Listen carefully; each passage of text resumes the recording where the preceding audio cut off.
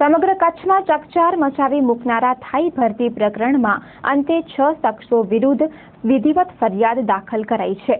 વિશ્વાસમાં લઈ કરોડોની ઠગાઈ કર્યા પછી જાનથી મારી નાખવાની ધમકી આપવા સંબંધે તુષારકુમાર ગિરીશભાઈ પટેલ રહેવાસી અમદાવાદ, દેવજી લાલજી હાલાઈ રહેવાસી દહીસરા, સુરેશ મનજી બુઢિયા માંડવી, અરવિંદ જાદવા વરસાણી ઉર્ફે બકો રહેવાસી કેરા, લાલજી વિશ્રામ પટેલ રહેવાસી માધાપર અને દેવજી લાલજી હાલાઈની ઓફિસમાં તેના વતી કામ કરતા તેના સંબંધી સહિત 6 શખ્સો વિરુદ્ધ ફરિયાદી સાગરભાઈ રમેશ ગજકંદે માનકુવા થાણામાં FIR દાખલ કરી છે।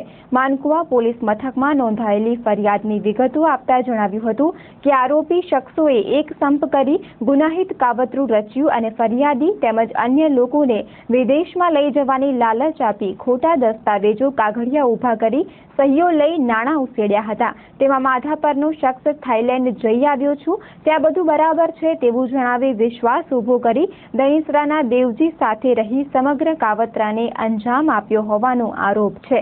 જ્યારે માંડવીના સુરેશ બુઢિયાએ પોતે બધું જાણતો હોવાનું અને થાઈ ઇમિગ્રેશન વિભાગમાં જઈ બધું જાણી આવ્યો હોવાની શેખી કરી આ 6 શખ્સો સાથે રહી ગુનાહિત કૃત્ય કર્યું હતું। આ પ્રકરણમાં ગુનો નોંધાયા બાદ હવે પોલીસ કાર્યવાહી પર સૌની મીટ મંડાઈ છે।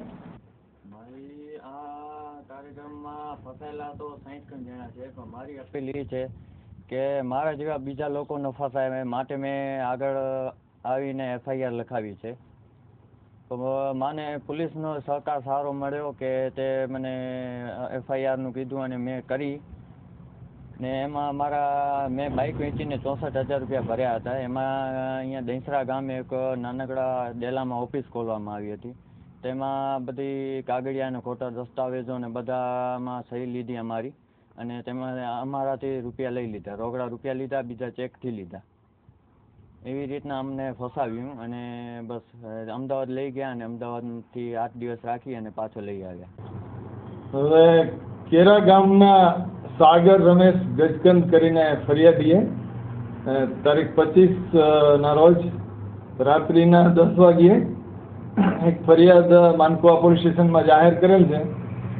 એમાં તેણે દહીસરા ગામમાં દેવજીભાઈ લાલજીભાઈ હાલાઈ કરીને પોતાની એક ઓફિસ ખોલેલ અને એમાં સુરેશભાઈ બુઢિયા માંડવીવાળા, લાલજીભાઈ માધાપરવાળા, તુષાર પટેલ અમદાવાદવાળા, અરવિંદ ઉર્ફે બકો કેરાવાળા અને એક દેવજીભાઈનો સંબંધી, આ બધા મળી અને એવું નક્કી કરેલ કે આ વિસ્તારના આજુબાજુના જે કોઈ બેકાર યુવાનો હોય તેમને થાઈલેન્ડમાં નોકરી અપાવવી, આવી એણે લાલચ આપી એક કાવતરું રચી અને તમામ પાસેથી પૈસા ઉઘરાવી અને એને થાઈલેન્ડ લઈ જવા માટે